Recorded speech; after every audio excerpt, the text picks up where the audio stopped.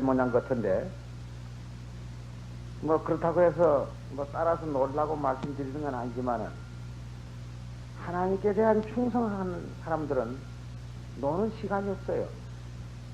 놈 노는 데 가서 성경을 봐도 볼 수 있고, 기도를 해도 할 수 있고, 뭐 해도 하나님께 대한 충성은 노는 시간이 없죠.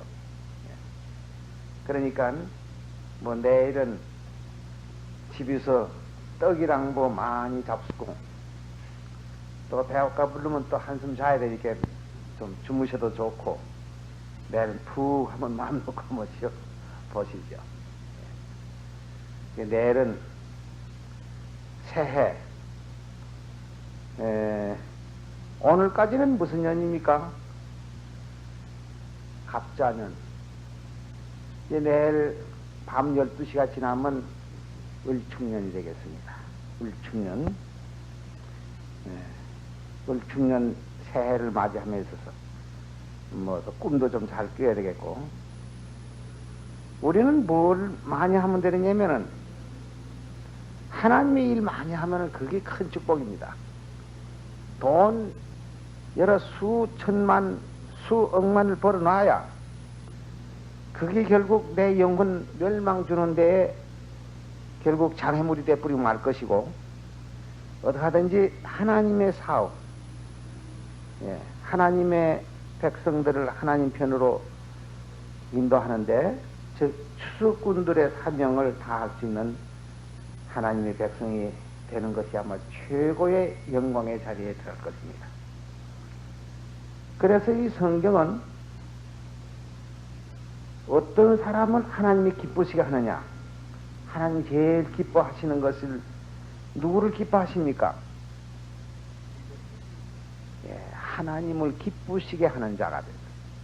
하나님을 기쁘시게 하는 자, 하나님을 기쁘시게 하는 자가 하나님이 또 제일 기뻐하시죠.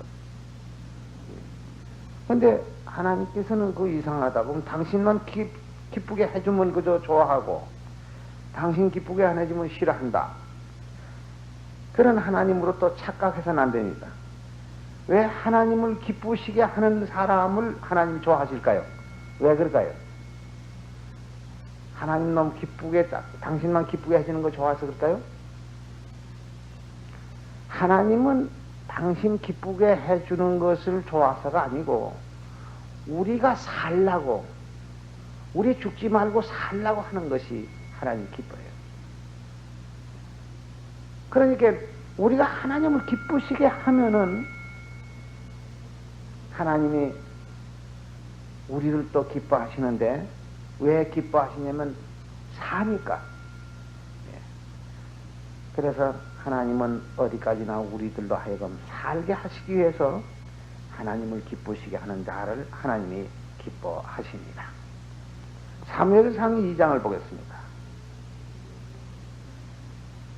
사무엘상 2장 30절입니다. 사무엘상 2장 30절. 그러므로 이스라엘의 하나님 나 여호와가 말하노라. 내가 전에 네 집과 네 조상의 집이 내 앞에 영영히 행하리라 하였으나, 이제 나 여호와가 말하노니 결단코 그렇게 아니하리라. 나를 존중시 여기는 자를 내가 존중히 여기고, 나를 멸시하는 자를 내가 경멸히 여기리라. 이게 전에는 예언하시기를 어떻게 말씀하셨냐면, 여기 30절에 이스라엘의 하나님 나 여호와가 말하노라 그러고, 내가 전에 네 집과 네 조상의 집이 내 앞에 영영히 행하자 하고 그만 이렇게 말씀을 해놨어요. 그러면 그렇게 될 것으로 생각하게 되는데, 사실은 그렇지 않다 이거예요. 이제 나 여호와가 말하노니 결단코 그렇지 아니하리라. 나를 존중시 여기는 자를 내가 존중시 여기고 나를 멸시하는 자를 내가 경멸히 여기자 그랬어요. 그러니까 옛날에 어떤 때는 그렇게 예언으로서 내가 너와 항상 같이 있겠다 이렇게 말을 했지만은 결국 하나님을 멸시했을 때 그는 결국 또 하나님께서 그를 경멸히 여기신다. 나를 존중시 여기는 자를 내가 존중시 여기고 나를 멸시하는 자를 내가 경멸히 여기다. 하는 대로 우리가 하는 대로 하나님께서는 우리를 대우하신다. 우리 하나님의 뜻을 모르면은 항상 퇴만할 때 많습니다. 물론 오늘 섣달 금음이고 집에서는 먹을 것도 많을 게고 재미난 텔레비 프로도 있을 거이고 이렇게 보고 좀 시간을 보냈으면 재미있겠다 싶지만 이 자리에 안 나오면 섭섭한 거 있어요. 누가 섭섭하냐면 물론 내 자신도 섭섭하겠지만은 나를 항상 따라다니는 뭐 있죠? 나 따라다니는 게 있어요. 히브리서 1장 14절 한번 보세요. 히브리 1장 14절 모든 천사들은 부리는 영으로서 구원 얻을 후사들을 위하여 섬기려고 보내심이 아니뇨. 우리 구원받는 후사들, 신뢰받고 하나님 백성된 사람들은 천사가 항상 따라다닌다는 걸 기억해 두셔야 됩니다. 천사가 항상 따라다니는데 천사는 하나님 앞에 예배 드리는데 오기 싫어합니까? 오길 좋아합니까? 예, 천사들은 언제든지 하나님 앞에 예배 드리는 것을 좋아하니까 우리 구원받을 후사들을 자꾸 어서 가자 이렇게 우리를 끌고 오고 싶어 하는데 내가 보면 오기 싫어하니까 천사가 어떻게 생각했어요? 예? 구원받을 후사들을 섬기라고 하는데 어떻게 그냥 섬기는데 어떻게 섬겨요? 늘 하나님 편으로 끌고 오고 또 좋은 일 하기를 원하고 그래 항상 따라다니다가 또 우리가 잠잘 때나 이럴 때는 물론 보여주지 않지만 하나님 앞에 수시로 거사거든. 예수님께서 그러지요. 너희 천사들이 어떤 소자 하나라도 다행히 여기지 말라고 그의 천사가 항상 하나님 앞에 있다 그러지. 그럼 나 따라다니는 천사가 내가 나쁜 짓을 했거나 또 하나님에 대한 충성이 부족하거나 예배 보는데 가기 싫어서 그 살 때는 그 천사는 부끄러워해요. 하나님 앞에 가기도 그 천사가 부끄러워한다고. 예? 아이고 좀 같이 우리가 갔으면 좋겠는데 저렇게 안 가니까 내가 하나님 앞에 뭐라고 할꼬. 천사가 이렇게 부끄러워하지. 그래서 우리는 나 자신은 오기 싫다고 하더라도 나를 섬기는 천사를 위해서도 우리는 예배드리는 장소를 참석해야 되겠고 항상 착한 일을 자꾸 해야 돼요. 천사가 기뻐하게 되면은 물론 내 심령도 기뻐할 게고 하나님도 기뻐하실 거죠. 그래서 우리는 항상 하나님을 기쁘시게 하는 자가 돼야 된다. 옛날 다윗이 어떤 사람인가? 우리 다윗에 대해서 한번 찾아볼까요? 역대상 28장을 한번 보겠습니다. 역대상 28장. 역대상 28장 4절에서 보겠습니다. 8절, 4절, 2절에서 또 볼까요? 이에 다윗 왕이 일어서서 가로되 나의 형제들 나의 백성들아 내 말을 들으라. 나는 여호와의 언약궤 곧 우리 하나님의 발등상을 봉헌할 건축할 마음이 있어서 건축할 재료를 준비하였으나 오직 하나님이 내게 이르시되 너는 군인이라 피를 흘렸으니 내 이름을 위하여 전을 건축하지 못하리라 하셨느니라. 그러나 이스라엘 하나님 여호와께서 전에 나를 내 부친의 온 집에서 택하여 영원히 이스라엘 왕이 되게 하셨나니 곧 하나님이 유다 지파를 그러니까 지파는 12지파에서 유다 지파를 택하고 유다 지파를 택하사 머리를 삼으시고 유다의 족속에서 내 부친의 집을 또 택했단 말이요. 처음엔 유다 족속 유다 지파를 택하고 유다 지파에서 이제 다윗의 이제 부친을 또 택했다 이거죠. 집을 택하시고 내 부친의 아들들 중에서 다윗이 몇 형제입니까? 다윗이 몇 형제냐면 8형제에서 마지막 막내입니다. 8형제에서 내 부친의 집을 택하시고 내 부친의 아들들 중에서 나를 기뻐하사. 하나님이 나를 기뻐했다. 왜 하나님이 다윗을 기뻐했을까요? 예, 마음에 합한다고 하니까 마음에 합한다고 하는 말은 이 사람이 하나님의 말을 뜻을 잘 순종한단 말이야. 잘 알아서 하나님이 어떻게 하면 기뻐한다. 하나님이 기뻐하시는 뜻을 따라서 하기 때문에 그가 하나님이 기뻐하신 자라. 마음에 합한 자라 그랬어요. 내 부친의 집을 택하시고 내 부친의 아들들 중에서 나를 기뻐하사 온 이스라엘의 왕을 삼으셨느니라.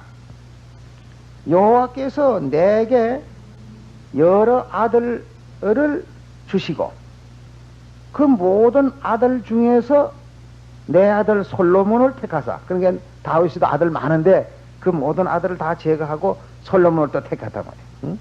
솔로몬을 택하사 여호와의 나라 위에 앉혀 이스라엘을 다스리게 하려 하실세. 내게 이르시기를 네 아들 솔로몬 그가 내 전을 건축하고 내 여러 뜰을 만들리. 이는 내가 저를 택하여 내 아들을 삼고 나는 그 아비가 될 것임이라. 저가 만일 나의 계명과 규례를 힘써 준행하기를 오늘날과 같이 하면 내가 그 나라를 영원히 견고케 하리라 하셨느니라. 그러니까 그런 하나님의 계명과 규례를 어떻게 한다? 힘써, 예? 힘써서 준행하기를 오늘날과 같이 하면 내가 그 나라를 영원히 있게 하리라. 영원히 견고케 하리라 하셨느니라.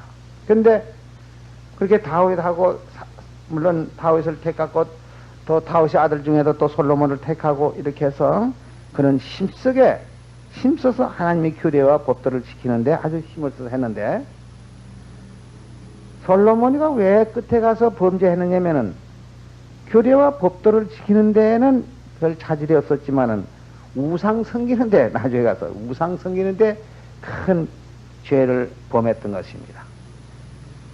그 우상 섬기는데 죄를 범하게 된 동기는 어떻게 해서 그렇게 되느냐면 아마 솔로몬이가 후궁이 뭐 700명이고 뭐 짜고 이러는데 여기 저 왕상 12장에 보면요 너무 여자를 많이 끌어들였어요. 그것도 자기 나라 여자가 아니고 애굽 여자 무슨 모함 여자 저 딴 나라 우상 숭배하는 나라의 여자들을 많이 끌어들여 가지고 서는 것만 지 멋대로 놀도록 내버려둬서 그래서 우상을 많이 끓여들여 가지고선 하나님의 성전을 거의 더럽히는 행동을 많이 했기 때문에 그만 그 이스라엘 나라를 12조각을 찢어 가지고서는 10조각은 여로보암이 가져가고 2조각은 솔로몬이 가지고 이스라엘 나라를 유다 나라를 유지하도록 했던 것입니다. 이게 무엇보다도 아무리 하나님이 택한 종이라도 그만 하나님이 뜻을 거스려서 행하지 않았을 때는 그것은 결국 그만 그 나라를 폐지시키는 그런 일을 하나님께서는 하시고 있습니다. 그 다음에 우리 잡는 자가 복이 있다, 지키는 자가 복이 있다, 늘 이런 말씀 많이 있죠. 그러면 어떻게 하는 사람을 늘 복이 있다고 하냐면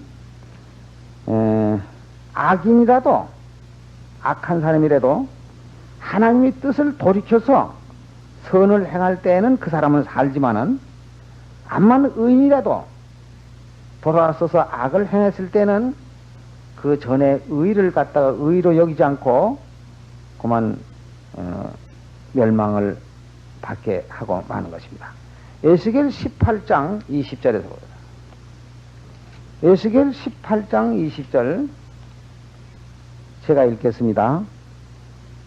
범죄하는 그 영혼은 죽을지니라. 아들은 아비의 죄악을 담당치 아니할 것이요, 아비는 아들의 죄악을 담당치 아니하리니 의인이 그 의도 자기에게로 돌아가고 악인의 악도 자기에게로 돌아가리라. 그러나 악인이 만일 그 행한 모든 죄에서 돌이켜 떠나 내 모든 윤례를 지키고 법도와 의를 행하면 정령 살고 죽지 아니할 것이다. 그 범죄한 것이 하나도 기억함이 되지 아니하리니 그 행한 의로 인하여 살리라. 나 주 여호와가 말하노라. 내가 어찌하여 악인의 죽는 것을 조금인들 기뻐하랴. 그가 돌이켜 그 길에서 떠나서 사는 것을 어찌 기뻐하지 아니하겠느냐. 만일 의인이 돌이켜서 그 의에서 떠나서 범죄하고 악인의 행하는 모든 가증한 일대로 행하면 살겠느냐. 그 행한 의로운 일은 하나도 기억함이 되지 아니하리니 그가 그 범한 허물과 그 지은 죄로 인하여 죽으리라. 그러니까 전에 별 의를 다 하고 별걸 다 했다고 하더라도 결국 죄를 범하면 그 죄로 죽는 것이고, 전에는 아주 죽일 죄를 많이 졌다 하더라도 돌이켜서 의를 행하면 산다고 했습니다. 그러니까 이제 문제는 뭐냐면 전에 죄를 범할 때는 물론 몰라서 그렇게 범했다가 내주에 그걸 깨닫고 이제 다시 돌이켜서 하나님이 기뻐하시는 일을 했을 때에 그는 하나님께서 구원을 주시고 또 하나님께서 기뻐하시죠. 네. 그래서 이 요한계시록을 보면은 여기 지금 뭘 어떻게 하는 사람이 구원을 받느냐 하면은 요한계시록 1장 1절에서 한번 볼까요? 요한계시록 1장 1절에서 예수 그리스도의 계시라. 이는 하나님이 그에게 주사 반드시 속히 될 일을 그 종들에게 보이시려고 그 천사들을 천사를 그 종 요한에게 보내요. 지시하신 것이라. 요한은 하나님의 말씀과 예수 그리스도의 증거, 곧 자기의 본 것을 다 증거하였느니라. 이 예언의 말씀을 읽는 자와 듣는 자들과 그 가운데 기록한 것을 지키는 자들이 복이 있나니 때가 가까움이라. 그 예언의 말씀, 여기요, 이 예언의 말씀을 읽는 자들과 듣는 자들과 그 가운데 기록한 것을 지키는 자가 복이 있다. 그래서 이 요한계시록은 우리가 지키고 행해야 될 아주 중대한 문제들이 많이 있었는데요. 허두에 이렇게 말했는데, 그 다음에 제일 끝에 가서, 요한계시록 제일 끝에 22장 7절에 가서 보면 또 마지막, 허두에 그랬고 제일 마지막에 또 그렇게 말씀했어요. 22장 7절에 이 책의 예언의 말씀을 지키는 자가 복이 있으리라 하더라 그랬거든. 그러니까 여기 예언의 말씀을 빼놔서는 안 되고 이것을 다 지키는 자라야 되는데, 처음에도 말씀했고 마지막에도 그 말씀을 했어요.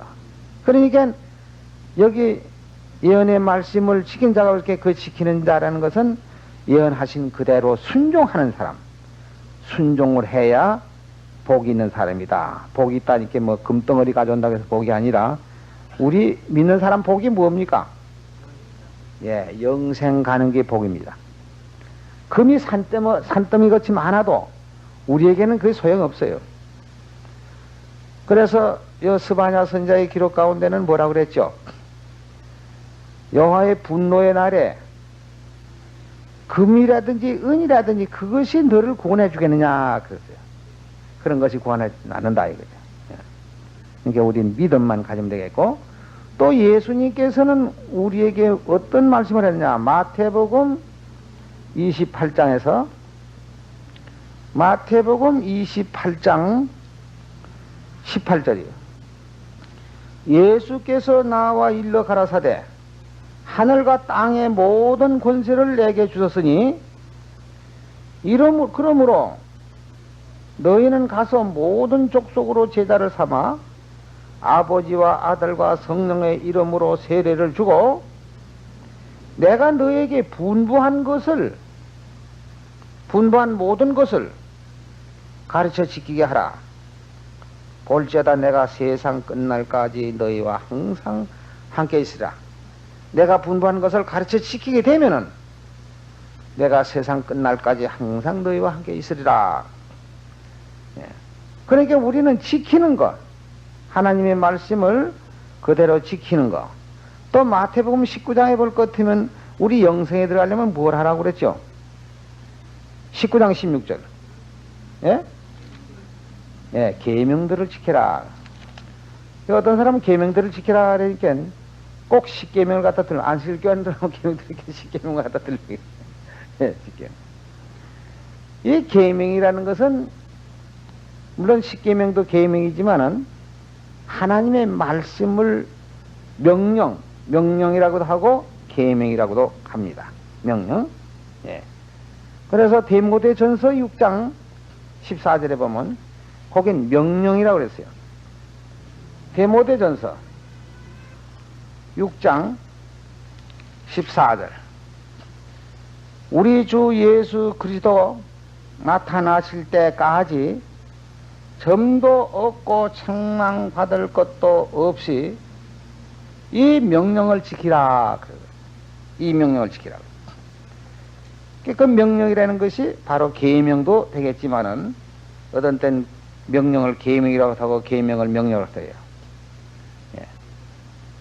또 고린도전서 7장 19절.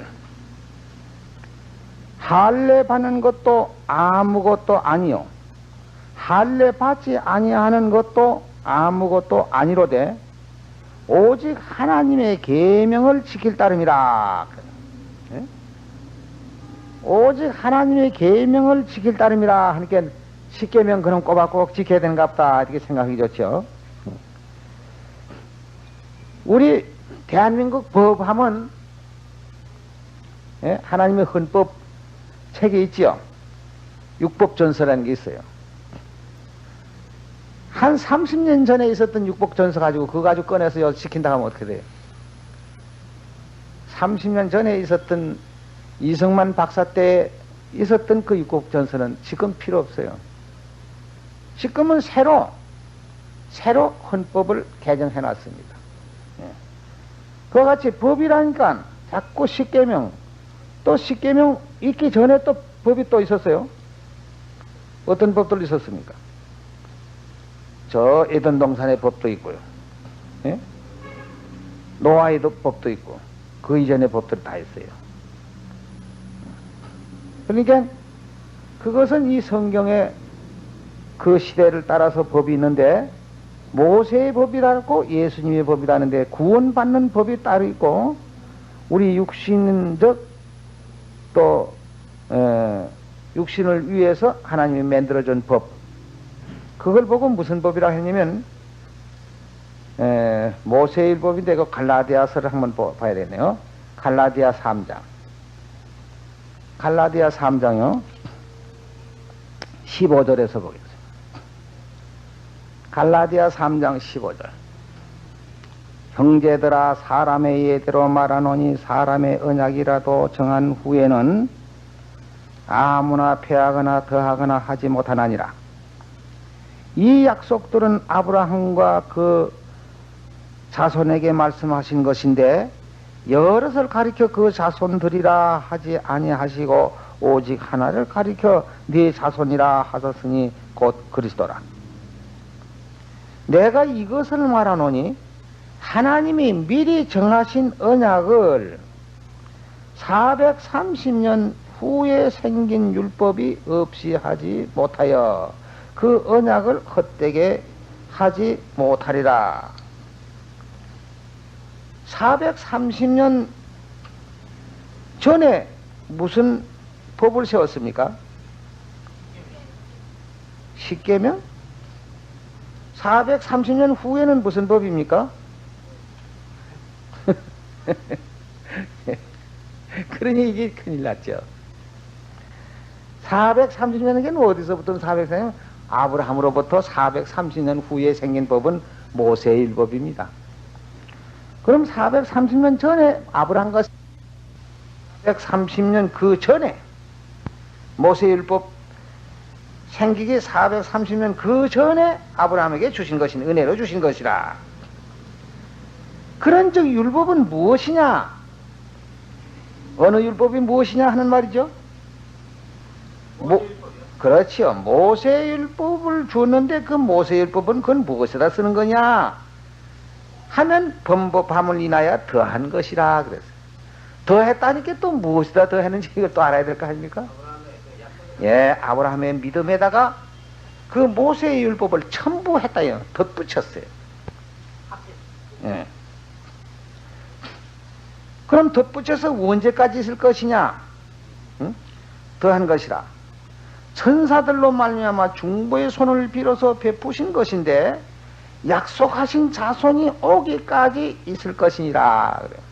언제까지요? 예, 약속하신 자손 예수님이 오실 때까지 모세의 율법은 아브라함의 언약에다가 첨부해 덧붙였다 이 말이에요.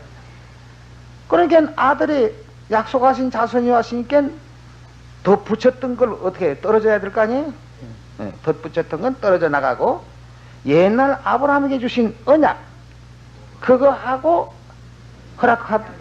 허락의 자손 예수님이 와서 세워주신 새 언약과 아브라함의 믿음과 같이 또 조화가 되는 것입니다. 그래서 중보는 한편만 위함이 아니나 오직 하나님은 하나시니라. 그러면 율법이 하나님의 약속들을 거스리느냐? 결코 그럴 수 없느니라. 만일 능히 살게 하는 율법을 주셨다면 한 말은 무슨 율법이죠? 모세의 율법. 예. 만일 능히 살게 하는 율법을 주셨다면 의가 반드시 율법으로 말미암으리라. 예? 그럼 구원받는 게 모세의 율법에서 구원받는 게 있을 거인데 예? 이것은 모세율법은 살게 하는 율법이 아니다 이 말이야. 그러나 성경이 모든 것을 죄 아래 가두었으니 하는 말은 그 십계명이고 구약의 법을 지키는 모든 그 법이 다 죄 아래 가두어졌어요.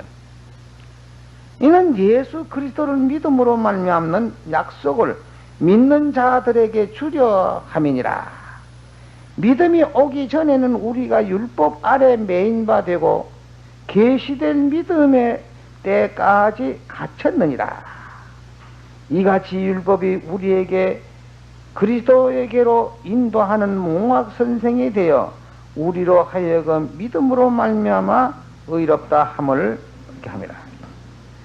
요 문제만 잘 풀이면, 요 갈라디아 3장 요 문제만 잘 풀이면 모세의 율법이 어떤 것이며 아브라함의 어떤 것이며 허락받은 자손은 무엇을 와서 세울 것인가 하는 것을 잘 알게 되는 것입니다. 그러니까 우리는 누구의 법을 섬겨야 되냐면은 아들의 법, 그 언약으로 말미암아 우리는 구원을 받기 때문에 그 언약을 법을 섬기는데, 종종가다 하나님의 법, 하나님의 명령, 그의 명령을 지키라, 그의 계명을 지키라 하게 되면은 십계명을 또 가지고 그렇게 하라는가 이렇게 생각하지만은 하나님의 계명만 지킬 따름이라. 그러니까 사도 바울이 하나님의 계명에 대해서는 이미 벌써 폐지됐다고 하는 말도 여러 군데 나왔는데 왜 또 하나님의 계명만 지킬 따름이라 하느냐. 그러니까 그 계명이 하나님의 계명이 바로 새 언약의 계명을 하나님의 계명으로 하는 것입니다. 고린도전서를 또 하나 찾아볼까요? 고린도전서 9장 20절. 유대인들에게는 내가 유대인과 같이 된 것은 유대인들을 얻고자 하며 율법 아래 있는 자들에게는 내가 율법 아래 있지 아니하나 이랬어요. 누가요? 사도 바울이 율법 아래 있지 않다. 그럼 율법 아래 있지 않다는 건 무슨 뜻이죠? 모세의 율법에 매여 있지 않다 이겁니다. 응? 내가 율법 아래 있지 아니하나. 율법 아래 있는 자 같이 된 것은 다른 사람 보기에는 사도 바울이 꼭 율법 아래 매여 사는 사람 같이 보인다 이 말이요. 응? 그것은 율법 아래 있는 자들을 얻고자 하며 율법 없는 자에게는 내가 하나님께는 율법 없는 자가 아니요 도리어 그리스도의 율법 아래 있는 자나 그랬어. 어느 한편은 율법 없는 자라고 그랬고 어느 한편은 율법 아래 있는 자라 그랬어요. 그럼 어느 율법에는 율법 아래 있지 않냐고 어느 율법에는 율법 아래 있다고 말했습니까? 예, 모세 율법 아래는 있지 아니하고 새 언약 예수님의 율법 아래는 내가 있다 그 말이야. 그리스도의 율법 아래 있는 자나. 율법 없는 자와 같이 된 것은 율법 없는 자들을 얻고자 함이라. 이 사도 바울이 참 이 편지 써난 거 보면요, 뭘 모르는 사람들은 이 율법을 하지 않았냐 그럼 어떤 때는 또 요거 이제 지켜야 된다 그러요. 어떤 요거 또 지키지 말라고 했다 이렇게만 그걸 갖다가 분간을 못하면 그만 그거 가지고 만날 갈팡 싸워요.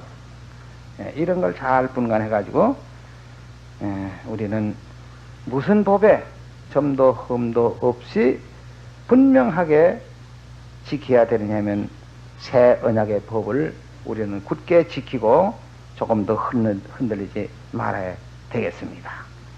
오늘 이것으로 간단하게 그치겠습니다.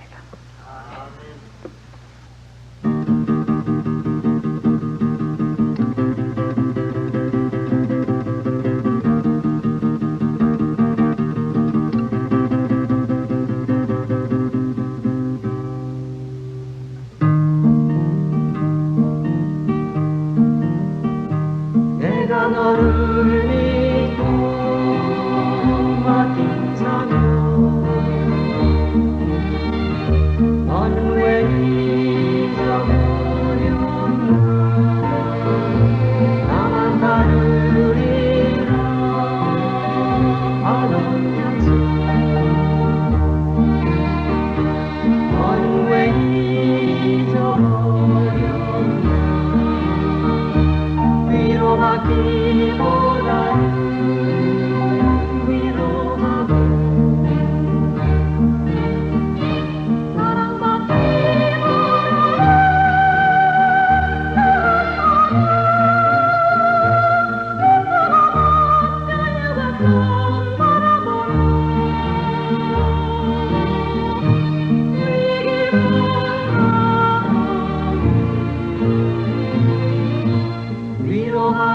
위로하기보다는 위로하고 사랑을 받기 원하는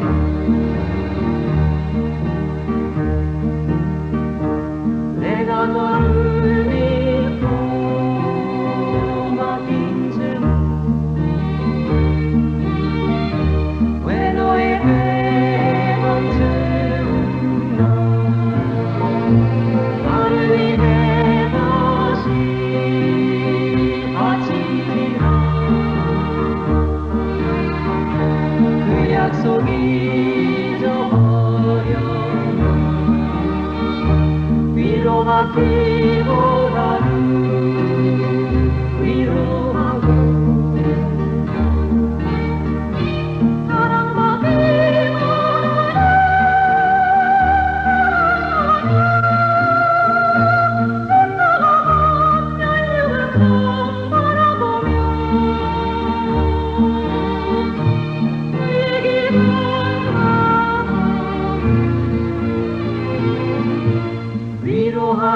위로하기보다는 위로하고 사랑을 받기 원하는 사랑을 받기